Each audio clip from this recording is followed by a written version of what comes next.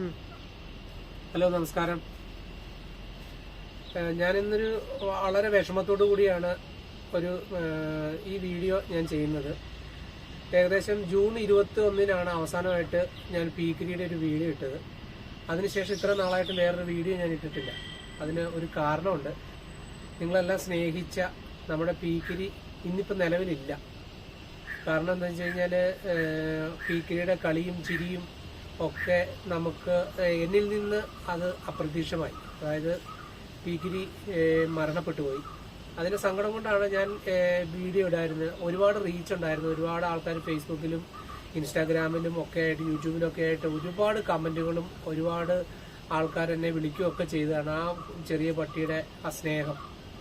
അപ്പം ഞങ്ങളൊരു ദിവസം ഈ വീട്ടിൽ ഒരു വേറെ സ്ഥലത്ത് വരെ പോയപ്പോഴത്തേനും വീട്ടിൽ നിന്ന് ഇറങ്ങി വന്ന് പൂട്ടിയിട്ടുകൊണ്ടിരുന്ന പട്ടിയാണ്.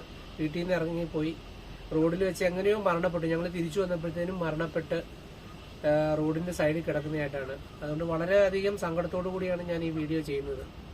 ഇനി ഇതുപോലത്തെ ഒരു പട്ടിക്കുഞ്ഞിനെ കിട്ടുമോ എന്ന് തന്നെയാണ് സംശയമാണ്. അതുകൊണ്ട് ഞാൻ വേറൊരു പട്ടിക്കുഞ്ഞിനെ ഇതുവരെ വാങ്ങിച്ചിട്ടില്ല. ഈ പീക്കിരിയുടെ ഈ വീഡിയോയുടെ അവസാനമായിട്ട് ഞാൻ ഇടുകയാണ്. ഞാനിത് ഇനി വേണ്ട, ഇനിയിപ്പം ഇങ്ങനെയുള്ള ഈ മൃഗങ്ങളുടെ പ്രാക്ക് എന്തിനാണ് വെറുതെ കേൾക്കുന്നത്, അതുകൊണ്ട് വീഡിയോ ഒന്നും വേണ്ട എന്നുള്ള ചിന്തയിലാണ് ഞാൻ ഇരുന്നത്. എങ്കിലും കുറച്ച് 2 മാസം കഴിഞ്ഞപ്പോഴത്തേനും എനിക്ക് വീണ്ടും യൂട്യൂബിലും ഇൻസ്റ്റാഗ്രാമിലൊക്കെ ഓരോ പട്ടിക്കുഞ്ഞുങ്ങളുടെ ഫോട്ടോ വീഡിയോ ഒക്കെ കാണുമ്പോൾ ഭയങ്കര സങ്കടം തോന്നുന്നു. അതിന് ക്യൂർനെസ് തോന്നുന്നതുകൊണ്ടാണ് ഞാൻ ഈ വീഡിയോ ഇട്ടിട്ട് പീക്കിരിയുടേതായ അവസാനത്തെ വീഡിയോ ഞാൻ ഇതോടുകൂടി ഇതിനോടൊപ്പം തന്നെ ഞാൻ ഇടുകയാണ്. അവസാനത്തെ വീഡിയോ ആണ് പീക്കിരിയുടെ. നിങ്ങളെല്ലാവരും കാണുക, അഭിപ്രായങ്ങൾ പറയുക.